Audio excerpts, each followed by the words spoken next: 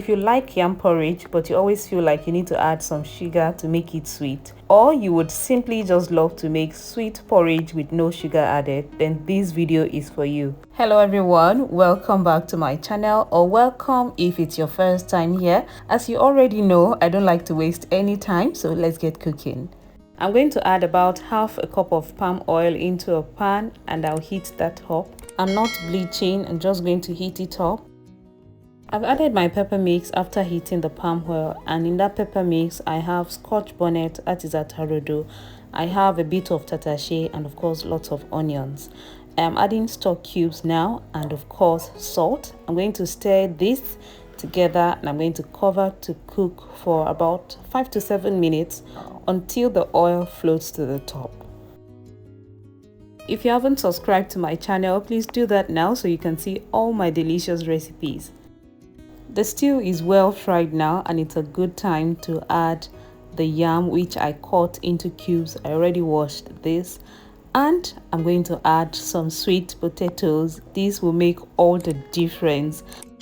The ratio of sweet potatoes to yam should be like 70% yam and then 30% sweet potato.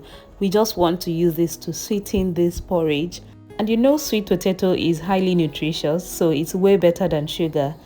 I added enough water to cook this on medium heat for 15 minutes. It's been 15 minutes and I'll open to check. It is looking good already.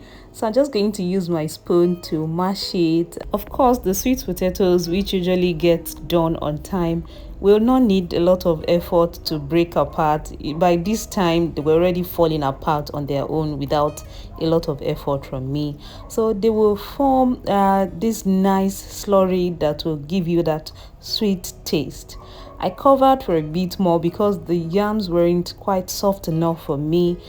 So after 3 minutes on very low heat, this is what I have. Mashing this was so easy, and the level at which you mash really depends on your taste. Some people mash completely.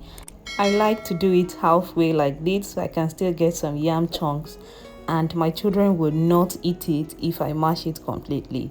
So this is good for us and I love it so much. Also, the type of yam you choose in making your porridge greatly determines the result you will get. So try to choose very good yam that will not stand gidigba like this, that will take a mortar to break after cooking. Try this recipe the next time you want to make yam porridge and you're going to forget about using sugar. And if you already don't use sugar but you just use only yam, try adding some sweet potatoes to it and you will see the difference. This was absolutely delicious. I like to serve my porridge with a side of vegetable. I do not like to include my vegetables in my porridge. I don't like it. But this vegetable is comprised of amaranth, that's green, and some ugu leaves.